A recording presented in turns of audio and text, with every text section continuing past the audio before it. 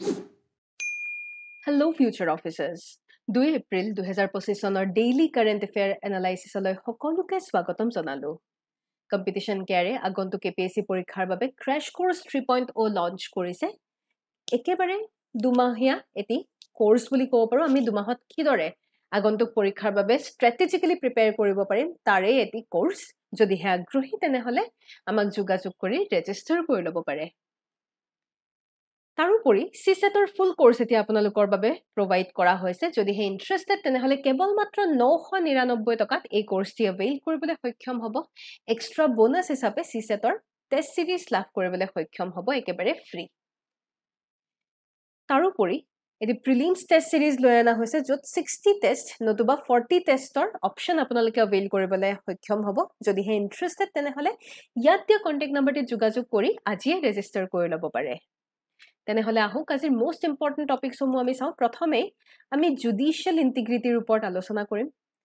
তাৰপিছত মুখ্যমন্ত্ৰী মহিলা উদ্যমিতা অভিযানৰ ওপৰত আলোচনা কৰিব লাগিব GS5। প্ৰিলিমছৰ বাবে এক্সাৰচাইজ ইন্দ্ৰ আৰু প্ৰিলিমছৰ বাবে ঝেলাম আমি অলপমান চাব লাগিব। প্ৰথমে আহিছোঁ judicial integrity and accountability. Very important article, মেইনছৰ বাবে গুৰুত্বপূৰ্ণ হ'ব পাৰে। আপোনালোক নিশ্চয় অৱগত ৰিচেণ্টলি এগৰাকী জাজ মিষ্টাৰ ভাৰ্মা, যশৱন্ত ভাৰ্মা, তেখেতৰ ঘৰত কিছুমান কেছ, আনএকাউণ্টেড কেছ কিছুমান পোৱা গৈছে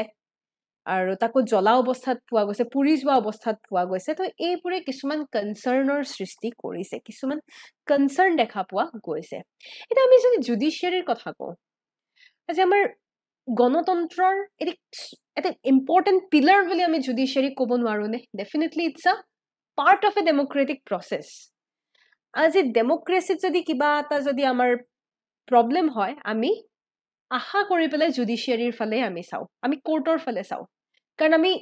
বিশ্বাস কৰিছোঁ যে তেওঁলোকে আমাক ন্যায় প্ৰদান কৰিব। ৰুল অফ ল, কোনো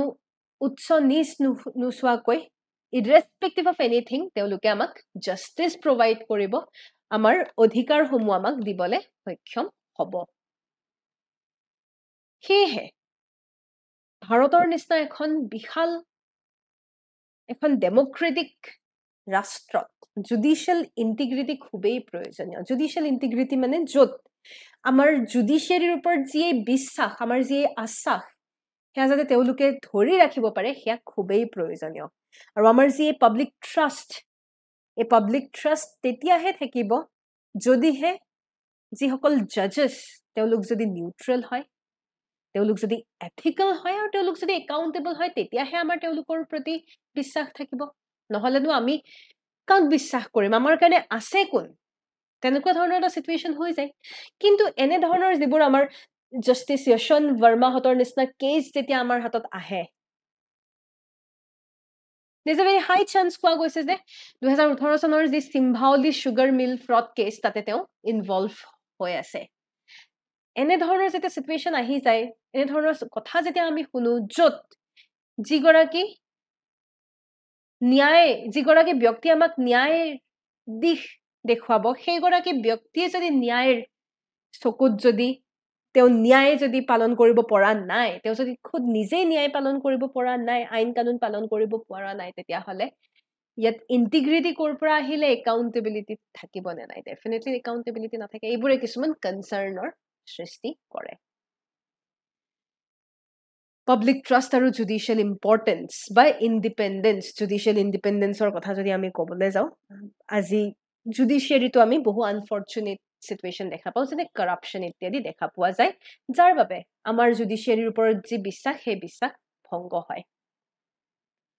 এটাতো কৰাপশ্যনৰ কথা ক'লো, তাৰপিছত লেক অফ ট্ৰান্সপেৰেঞ্চি। বহু সময়ত যিবিলাক জাষ্টিফিকেশ্যন দিয়ে, সেই জাষ্টিফিকেশ্যনবিলাকেও বহু ধৰণৰ মিষ্ট্ৰাষ্ট লৈ আনে। মই এটা চিম্পল এক্সাম্পল এটা দিওঁ, মই ইয়াতে ইমান ডাঙৰ এক্সাম্পল দিবলৈ নাযাওঁ, এটা চিম্পল এক্সাম্পল এটা দিওঁ। ৰিচেণ্টলি এলাহাবাদ হাইকোৰ্টৰ পৰা এটা ডিচিশ্যন এটা আহিলে, য'ত কোৱা হৈছে, if a man grabs the breast of woman বা পাজামাৰ যদি strings ৰছী যদি খুলে it is not counted as rape এগৰাকী লেডিক যদি ফোৰ্সফুলি ব্ৰেস্টত গ্ৰেপ কৰা হয় বা পজামাৰ ৰছী যদি খুলি দিয়া হয় ফোৰ্সফুলি হেয়া ৰেপ কেছত ধৰা নহব because it is not coming under penetrative sex এয়া আছিল একদম ৰিসেন্ট এলাহাবাদ হাই কোৰ্টৰ পৰা অহা এটি জাস্টিফিকেশন এতিয়া আপোনালোকে নিজেই কক এনে ধৰণৰ জাস্টিফিকেশন যেতিয়া দিয়া হয় এয়া মানুহৰ মাইন্ডত জুডিশিয়াৰীৰ প্ৰতি থকা যি সেই ট্ৰাষ্ট ইৰোড নকৰিবনে কাৰণ আমি জুডিশিয়াৰীৰ সন্মুখত ন্যায় বিচাৰি যাওঁ তেওঁলোকে যদি আমাক ন্যায় দিব নোৱাৰে তেওঁলোকে পইচা পাতি খাই পেলাই যদি তেওঁলোকে বেলেগ এটা পক্ষ লয় ট্ৰাষ্ট কৰ পৰা থাকিব so this is where the lack of transparency can be seen বহু সময়ত আমি সৰকাৰৰ ইনফ্লুৱেন্স দেখা পাওঁ এপইন্টমেন্টত বহু সময়ত যদি গভৰ্নমেন্টৰ ইনফ্লুৱেন্স থাকে ফান্ড ৰেজিং যদি হয় পলিটিক্যালি যদি তেওঁলোক এক্টিভ হৈ থাকে তেতিয়া হলেও কনসার্নস আহি যায়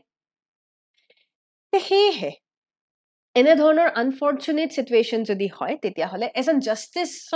জাস্টিস যদি এনে ধৰণৰ কিছুমান কেছত যদি তেওঁ কালপ্ৰিট যদি হয় তেতিয়া হলে কিছুমান ইন হাউস প্ৰসিডিউৰ থাকে যদি সুপ্ৰিম কোৰ্টে নিজে ইন্টাৰনালি ইনভেস্টিগেশন কৰিব লাগে বা কৰা হয় আজি যদি এগৰাকী চাওক this is something which is very important আজি মই যদি কিবা এটা ভুল কৰো বা আপুনি যদি কিবা এটা ভুল কৰে আমি কিন্তু আমাক ডাইৰেক্ট জেলত লৈ যোৱা হ'ব কিন্তু ইয়াত তেওঁলোকে যদি কিবা এটা ভুল কৰে তেওঁলোকৰ বহুখিনি প্ৰটেকশন থাকে ঠিক আছে ইনভেস্টিগেশন যদি হয় হেয়া ইন্টাৰনালি হয় কেলে এনেকুৱা ধৰণৰ হয় কেলে ভেদভাৱ আমাৰ আৰু তেওঁলোকৰ মাজত ইমানখিনি ডিসপ্যাৰিটি কেলে কাৰণ আমাৰ সংবিধানত এটা বেসিক স্ট্ৰাকচাৰ এটি আছে আৰু সেই বেসিক স্ট্ৰাকচাৰত আমি ইন্ডিপেন্ডেন্স অফ জুডিশিয়াৰীক ৰখা হৈছে তাৰ মানে জুডিশিয়াৰী is independent from legislature it is independent from executive সেই কাৰণে জুডিশিয়াৰীৰ যি কোনো প্ৰসেস যদি আজি কৰিব লগিয়া হয় জুডিশিয়াৰীয়ে নিজাববীয়াকে কৰিব ইয়াত কোনো এক্সিকিউটিভ বা লেজিসলেচাৰ প্ৰসেস ইয়াত ক্যাৰি কৰিব পৰা নেযাব but unfortunately এখিনি সকলো ঠিকই আছে ইন্টাৰনালি ইনভেস্টিগেশন হ'ব and everything is fine কিন্তু এই সকলোবোৰ ইনভেস্টিগেশন জাস্ট নামতহে দেখুৱাব ইনভেস্টিগেশন কৰা বুলি কিন্তু পইচা খাই পেলাই ইনভেস্টিগেট নকৰে স্লো হৈ থাকে ৰেয়াৰলি ইনভেস্টিগেট কৰে জুডিশিয়াল ট্ৰান্সফাৰো হ'ব পাৰে আজি যদি আপুনি ভুল কৰিছে জাজ হিচাপে তেতিয়া হলে আপোনাক ট্ৰান্সফাৰো দি দিব পাৰে যাতে ইন্টিগ্ৰিটি প্ৰিজাৰ্ভ কৰিব পৰা যায় বা there is a process of impeachment আপোনাৰ যদি অনুভৱ কৰে যে আপোনাৰ জাজ এগৰাকী জাস্টিস হৈ থকাৰ যোগ্যতা আপোনাৰ নাই তেতিয়া হলে আপোনাৰ ৰিমুভাল প্ৰসেস পৰ্যন্ত কৰিব পৰা যায় ইটস এ কনস্টিটিউশনাল প্ৰসেস আমাৰ সংবিধানত মেনশন কৰা আছে কি দৰে আমি জাজক ৰিমুভ কৰিব পাৰো বা ইম্পিচ কৰিব পাৰো কিন্তু আনফৰ্চুনেটলি এই ৰিমুভাল বা ইম্পিচমেন্ট প্ৰসেসটো যথেষ্ট লেন্দি মাল্টিপল প্ৰসিডিউৰ যাব লাগিব পাৰ্লিয়ামেন্টত উত্থাপন হ'ব পাৰ্লিয়ামেন্টে পাস কৰিব লাগিব Rajya Sabha Lok Sabha majority 2/3 majority effective মেজৰিটিৰে পাস হ'ব লাগিব মাল্টিপল লেন্দি প্ৰসিডিউৰ হেই কাৰণে কোনোবা এটা নহয় কোনোবা এটা পইণ্টত ৰখি যায়গে কাৰণ এটা জায়গাত যদি পাস নহয় তেতিয়া হলে ইম্পিচমেন্ট প্ৰসেস ইজ ফিনিশড এইবোৰে হৈছে কিছুমান সমস্যা যিবোৰ মই আপোনালোকক ব্যক্ত কৰিলো তো আলটিমেটলি আমি চ্যালেঞ্জেস না গম পালো এটাটো ইন্টাৰনাল প্ৰসেস ভিতৰুৱাকে কি হৈ আছে আমি কোনো গম নাপাও ইম্পিচমেন্ট ইজ ইনএফেক্টিভ কাৰণ ইম্পিচমেন্ট ইমানেই লেন্দি প্ৰসেস হয়তো মোশন পাস নহব পাৰে হয়তো লোকসভাই পাস নকৰিব পাৰে হয়তো ৰাজ্যসভাই পাস নকৰিব পাৰে multiple will be there judicial transfer just normally দেখুৱাবৰ কাৰণে কৰে কোনো হাই লেভেল একচন তেওঁলোকৰ এগেইনষ্টে লোৱাই নহয় হাই প্ৰফাইল কেছত এইখিনিতে যদি আমি সুপ্ৰিম কোৰ্টৰ কথা কওঁ সুপ্ৰিম কোৰ্টৰ কলেজিয়ামৰ কথা ক'ব গলে সুপ্ৰিম কোৰ্টৰ প্ৰতি আমাৰ বহু বিশ্বাস থাকে যে তেওঁলোকে মেইন জুডিশিয়াৰীৰ ইন্টিগ্ৰিটি তেওঁলোকে বজাই ৰাখিব আৰু হেহে এনে ধৰণৰ কেছত আমি জাস্টিস ভাৰ্মাৰ কেছত তেওঁলোকে ইনভেস্টিগেট কৰাটো নেসেসাৰী যাতে উইথ ট্ৰান্সপাৰেন্সি এণ্ড একাউন্টেবিলিটি তেওঁলোকে যাতে সঠিক দিশ তেওঁলোকে যাতে দাঙি ধৰিব পাৰে by maintaining judicial independence. Of course, judicial independence maintain কৰি পেলাই তেওঁলোকে at least ভুল যদি ভুল at least ভুলৰ শাস্তি যাতে তেওঁলোকে দিয়ে এই ক্ষেত্ৰত সুপ্ৰিম কোৰ্টে খুব এটা গুৰুত্বপূৰ্ণ ভূমিকা গ্ৰহণ কৰিবলগীয়া হ'ব আৰু এই ক্ষেত্ৰত মই ইতিমধ্যে ক'লোৱে এফালে জুডিচিয়েল ইণ্ডিপেণ্ডেন্স আৰু এফালে একাউণ্টেবিলিটি দুয়োটা আমি বেলেঞ্চ কৰিব লাগিব একাউণ্টেবিলিটিৰ সৈতে জুডিচিয়েল ইণ্ডিপেণ্ডেন্সো আমি প্ৰপাৰলি বজাই ৰাখিব লাগিব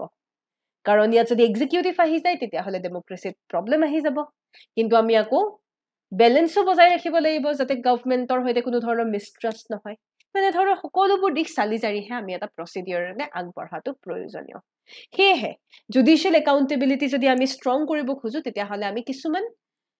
মেজাৰ্ছ ল'ব পাৰোঁ যাতে ট্ৰান্সপাৰেঞ্চি আমি অলপ এনহেঞ্চ কৰিব পাৰোঁ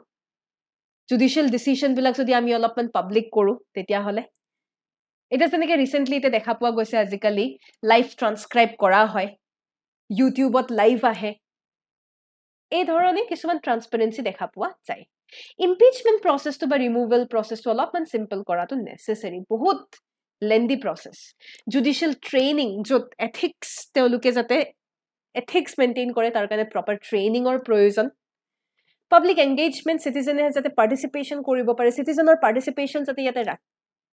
স্কোপ যাতে সিটিজেন আমাৰ নাগৰিকক যাতে স্কোপ দিয়ে জুডিচিয়েল ৰিফৰ্মৰ ক্ষেত্ৰত এনে ধৰণে আমাৰ একাউণ্টেবিলিটি আমি মেইনটেইন কৰিব পাৰিম মেইনছ প্ৰেক্টিছ কুৱেশ্যন এতিয়া আপোনালোকৰ বাবে আগবঢ়াইছো how can judicial accountability be ensured while maintaining judicial independence examine the challenges in striking a balance between the two in the Indian context উত্তৰটি এইমাত্ৰ মই আপোনালোকক বুজালো আই হোপ আপোনালোকে উত্তৰটি লিখিবলৈ সক্ষম হ'ব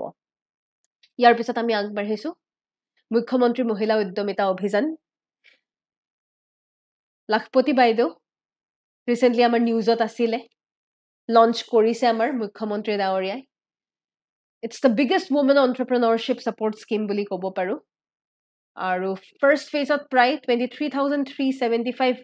মহিলা বেনিফিচিয়াৰী দেখা পোৱা গৈছে প্ৰায় 27 লাখ সেলফ হেল্প গ্ৰুপৰ মেম্বাৰছে বেনিফিচিয়াৰী হ'বলৈ সক্ষম হ'ব অলপমান মুখ্যমন্ত্ৰী মহিলা উদ্যমিতা অভিযানৰ বিষয়ে যদি কওঁ তেনেহলে this is for financial independence বা আত্মনিৰ্ভৰতাৰ বাবে প্ৰথম বছৰত 10,000 টকাকৈ দিয়া হ'ব ক্যাপিটাল হিচাপে দ্বিতীয়টো বছৰত 25,000 টকাকৈ দিয়া হ'ব য'ত 12,500 টকা বেংকৰ লোন হিচাপে দিয়া হ'ব আৰু বাকি ৰিমেইনিং 12,500 টকা গ্ৰান্ট হিচাপে ষ্টেটে দিব যদি সাকসেসফুল হয় তেতিয়াহলে তৃতীয় বছৰত 50,000 টকা দিয়া হ'ব আৰু বাকি যিখিনি ইন্টাৰেষ্ট বা বেংকৰ লোন এই সকলোখিনি ষ্টেট গভৰ্ণমেণ্টে গোটেইখিনি দায়িত্ব ল'ব সেলফ হেল্প গ্ৰুপ বা আত্মসহায়ক গোটসমূহৰ বাবেও সাপোৰ্ট প্ৰভাইড কৰা হ'ব ই-কমাৰ্চ প্লেটফৰ্ম মেইনটেইন কৰা হ'ব যাতে তেওঁলোকে নিজকে আগবঢ়াই লৈ যাব পাৰে মেইনছৰ বাবে এটি প্ৰেক্টিছ কুৱেশ্যন আগবঢ়াইছো discuss the role of self-help groups in women economic empowerment in India. How can schemes like Mukhyamantri Mahila Udyamita Abhijan enhance their effectiveness? উত্তৰটি লিখিবলৈ চেষ্টা কৰিব আৰু এখানে জনাই থৈছে যদি আপোনালোকে CSET specific test series ক্ৰয় কৰিব খুজিছে তেনেহলে কেৱল মাত্ৰ 149 rupeesত 10টা টেষ্টৰ এটি টেষ্ট সিৰিজ ক্ৰয় কৰিব পাৰিব তাৰ বাবে তলতীয়া কন্টেক্ট নাম্বাৰটি যোগাযোগ কৰিব পাৰে কম্পিটিশন কেয়াৰে এটি সুপাৰ 30 বেটছৰ ক্লাছৰুম গাইডেন্স প্ৰগ্ৰাম লৈ আনিছে য'ত প্ৰিলিমছ মেইনছ তথা ইণ্টাৰভিউৰ হলিষ্টিক প্ৰগ্ৰাম লাভ কৰিবলৈ সক্ষম হ'ব যদি হে ইন্টাৰেষ্টেড তেনেহলে ইয়াত দিয়া কন্টেক্ট নাম্বাৰটি যোগাযোগ কৰি এনৰোল কৰি ল'ব পাৰে যিসকল ৱৰ্কিং প্ৰফেচনেলছ বা অনলাইন যোগে যদি আপোনালোকে আমাৰ গাইডেন্স বিচাৰিছে তেনেহলে তাৰ আপোনালোকৰ বাবে আছে online guidance program online guidance প্ৰগ্ৰামত যোগদান কৰিবৰ বাবে ইয়াত দিয়া কন্টেক্ট নাম্বাৰটি যোগাযোগ কৰি এনৰোল কৰিব পাৰে তাৰোপৰি প্ৰতি শনিবাৰে এটি কাৰেণ্ট এফেয়াৰ টেষ্ট কণ্ডাক্ট কৰা হয় কেৱল মাত্ৰ 10 টকাত আপোনালোকে এই টেষ্ট এভেইল কৰিবলৈ সক্ষম হ'ব যদি হে ইন্টাৰেষ্টেড তেনেহলে তলত দিয়া কন্টেক্ট নাম্বাৰটি যোগাযোগ কৰি এই টেষ্টসমূহ এভেইল কৰিবলৈ পাৰে ইয়াৰ পিছত আমি আগবাঢ়িছো এক্সাৰসাইজ ইন্দ্ৰ কি হয় ভাৰত আৰু ৰাছিয়াৰ naval exercise Indra very important তে প্ৰিলিমছৰ বাবে এইবোৰ গুৰুত্বপূৰ্ণ হোষ্ট কোন এবাৰ চেন্নাই বে অফ বেংগলত মেৰিটাইম কোঅপাৰেশ্যন এণ্ড ইণ্টাৰঅপাৰেবিলিটিত আমি ষ্ট্ৰং কৰাৰ বাবে এক্সাৰচাইজ ইন্দ্ৰ লঞ্চ কৰিছোঁ exercise Indra 6-day naval exercise কাৰ মাজত নিশ্চয় গম পাইছেই উত্তৰটি আমাক জনাবলৈ নাপাহৰিব আৰু শেষত আমি আহিছোঁ ঝেলাম নদী নিউজত আছিলে কিছুমান ৱেষ্ট ৱাটাৰ ৰিলেটেড ইছ্যুৰ বাবে আমি অলপমান ঝেলাম নদীৰ ওপৰত চাওঁ ঝেলাম নদীৰ অৰিজিন ক'ত ভেৰিনাগ স্প্ৰিং পীৰপঞ্জল ৰেঞ্জ আমাৰ জম্মু এণ্ড কাশ্মীৰ তাতেই অৰিজিন লেন্থ যদি চাওঁ এপ্ৰক্সিমেট দৈৰ্ঘ্য আপোনাৰ 725 কিলোমিটাৰ ষ্টেটছ বা ইউনিয়ন টেৰিটৰী যদি চাওঁ জম্মু এণ্ড কাশ্মীৰৰ মাজেৰে আপোনাৰ ঝেলাম নদী পাৰ হৈছে ট্ৰিবিউটাৰী যদি চাওঁ তেতিয়াহ'লে কিষণগংগা কুনহাৰ তাৰপিছত চন্দ্ৰন বৃংগী আৰাপাত এইবোৰ হৈছে ট্ৰিবিউটাৰী ঝেলাম নিজেই কিন্তু চেনাব নদীৰ ট্ৰিবিউটাৰী ভেৰি ইম্পৰ্টেণ্ট দিছ ৰিভাৰ তাৰপিছত আমি দেখা পাওঁ ইণ্ডাছৰ সৈতে মাৰ্জ হৈ যায় পাকিস্তানত প্ৰিলিমছ প্ৰেক্টিছ প্ৰশ্ন এতিয়া আপোনালোকৰ বাবে এনেধৰণৰ প্ৰশ্ন প্ৰায় সোধা দেখা পোৱা যায় Jhelum river is a tributary of Indus Chenab Kishanganga নে সতলুজ উত্তৰটি আমাক জনাবলৈ নাপাহৰিব আৰু কালিৰ প্ৰিলিমছ প্ৰেক্টিছ প্ৰশ্নসমূহৰ উত্তৰসমূহ আমি চাওঁ আহক সৰহুল ফেষ্টিভেল সৰহুল মানে কি সৰহুল কাক ইয়াতে ৱৰ্শ্বিপ কৰা হয় শালগছ শুদ্ধ উত্তৰটি Abel Prize is a global award recognizing outstanding achievements in শুদ্ধ উত্তৰটি হৈছে mathematics এয়াই আজিৰ সবিশেষ যদিহে আপোনালোকৰ কিবা ইনকুৱাইৰি থাকে তেনেহ'লে ইয়াত দিয়া কণ্টেক্ট নম্বৰটিত যোগাযোগ কৰিব পাৰে ইয়াকে কৈ ধন্যবাদ জয় আই অসম